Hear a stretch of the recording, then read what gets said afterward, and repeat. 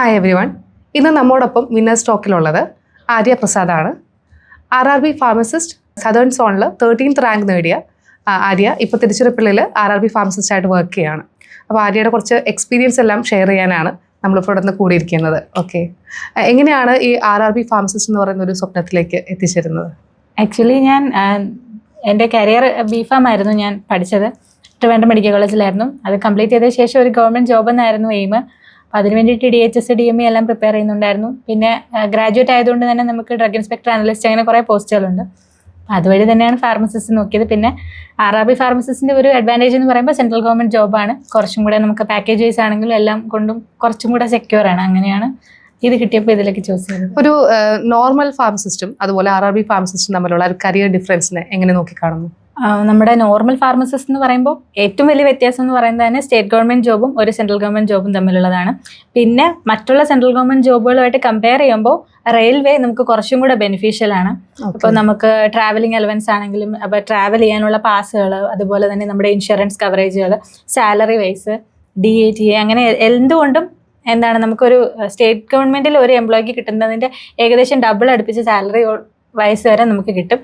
പിന്നെ ഡിഗ്നിറ്റി എല്ലാം കൊണ്ടും സെൻട്രൽ ഗവൺമെന്റ് ജോബും എസ്പെഷ്യലി റെയിൽവേ അത്രയും അഡ്വാൻറ്റേജസ് ആണ്. ഫസ്റ്റ് 2 years പ്രൊബേഷണറി പീരീഡ് ആണ്. എങ്ങനെയായിരുന്നു ഈ ഒരു എക്സാം സ്ട്രാറ്റജി എല്ലാം? നമ്മുടെ നോർമൽ DHS DME ആയിട്ട് കമ്പയർ ചെയ്യുമ്പോൾ RRB ഫാർമസിസ്റ്റിന്റെ സിലബസ് വൈസ് കുറച്ച് വ്യത്യാസങ്ങളുണ്ട്.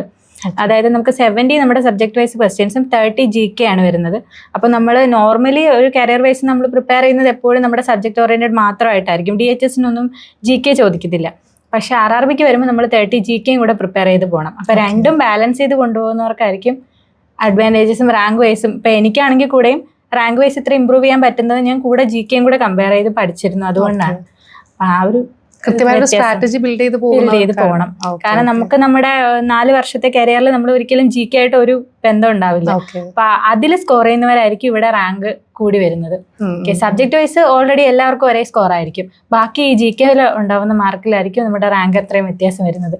അപ്പൊ രണ്ടും നമ്മൾ കവർ ചെയ്ത് പോകണം. എജൂസ് അക്കാദമി എങ്ങനെ ഈ ഒരു RRB ഫാർമസിസ്റ്റ് എന്ന് പറയുന്നത്? നമ്മുടെ നോർമൽ ആയിട്ടുള്ള PSC കോച്ചിങ് നമ്മുടെ അതായത് നമ്മുടെ ഫാർമസിസ്റ്റ് കരിയർ വൈസ് നോക്കുമ്പോൾ എല്ലാ ഇൻസ്റ്റിറ്റ്യൂഷൻസും കൂടുതലും കവർ ചെയ്യുന്നത് നമ്മുടെ ഈ ഒരു സബ്ജക്ട് വൈസ് മാത്രമായിരിക്കും.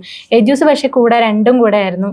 നമുക്ക് പ്രത്യേകിച്ച് ഒരു ഫാക്കൽറ്റി അറേഞ്ച് ചെയ്ത് അവർ തന്നെ നമുക്ക് GK പോർഷൻസ് സെപ്പറേറ്റ് ആയിട്ട് എടുത്തു തരുന്നുണ്ടായിരുന്നു. അപ്പോൾ അതൊരുപാട് വൈസ് നമുക്ക് ഇമ്പ്രൂവ്മെൻറ്റ് തരും സ്കോറിൽ. എനിക്ക് ഇപ്പോൾ ഏകദേശം GK നോർമൽ എജൂസിൻ്റെ ക്ലാസ് മാത്രമാണ് ഫോളോ ചെയ്തത്. അപ്പോൾ അതിൽ ഈ GKയുടെ നോർമൽ പോർഷൻസ് ഏകദേശം ഫുൾ മാർക്ക് എനിക്ക് കവർ ചെയ്യാൻ പറ്റിയെന്നാണ് തോന്നുന്നത്. അതാണ് ഇത്രയും റാങ്ക് വൈസ് ഇമ്പ്രൂവ് ചെയ്യാൻ പറ്റിയത്. ഇപ്പോൾ ഫാർമസിസ്റ്റ് ഇപ്പൊ RRB ഫാർമസിസ്റ്റിന്റെ ഇനി എക്സാം എഴുതാൻ പോകുന്ന സ്റ്റുഡൻസിനോട് എന്താണ് പറയാനുള്ളത്? അവരുടെ പ്രിപ്പറേഷനിൽ എങ്ങനെ ഹെൽപ്ഫുൾ ആയിരിക്കും? ഇപ്പൊ നമ്മുടെ സബ്ജക്ട് വൈസ് പഠിക്കുന്ന സമയത്ത് നമ്മുടെ GK നോർമലി നോക്കുന്ന DHSനൊക്കെ പ്രിപ്പയർ ചെയ്യുന്ന ലെവലിൽ നോക്കിയാൽ മതി. എസ്പെഷ്യലി ഞാൻ കൂടുതലായിട്ട് എപ്പോഴും പറയുന്നത് തന്നെയാണ് GK നമ്മൾ കുറച്ചും കൂടെ, കാരണം നമുക്കൊരു ബന്ധം ഉണ്ടാവില്ല. 4 വർഷം നമ്മൾ അതുമായിട്ട് ഒന്നും പഠിക്കാതെയാണ് ഇരിക്കുന്നത്. GK വൈസ് നമുക്ക് ഒരു ബേസ് ഉണ്ടാവില്ല.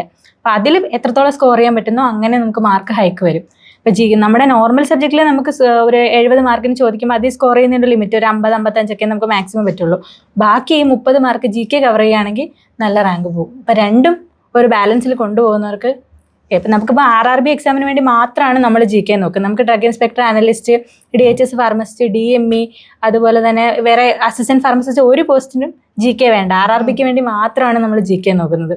അപ്പോൾ കുറച്ചും കൂടെ വാല്യൂ നമ്മൾ അതിന് കൊടുത്ത് പഠിച്ച ഇമ്പ്രൂവ്മെന്റ് ഉണ്ടാവും. അപ്പൊ കൃത്യമായ സ്ട്രാറ്റജിയിൽ നന്നായിട്ട് ഹാർഡ് വർക്ക് ചെയ്ത് കഴിഞ്ഞാൽ ആർക്കും ക്രാക്ക് ചെയ്യാവുന്ന ഒരു എക്സാം ആണ് RRB ഫാർമസിസ്റ്റ്. ഓക്കെ, അപ്പോൾ താങ്ക് യു ഫോർ ഷെയറിംഗ്. ഒരു വാല്യൂബിൾ ആയിട്ടുള്ള ഒരുപാട് ഇൻഫർമേഷൻസ് തന്നതിന് താങ്ക് യു. എനിക്ക് എജൂസിനോടാണ് ഏറ്റവും കൂടുതൽ താങ്ക്സ് പറയാനുള്ളത്. Thank you for the team.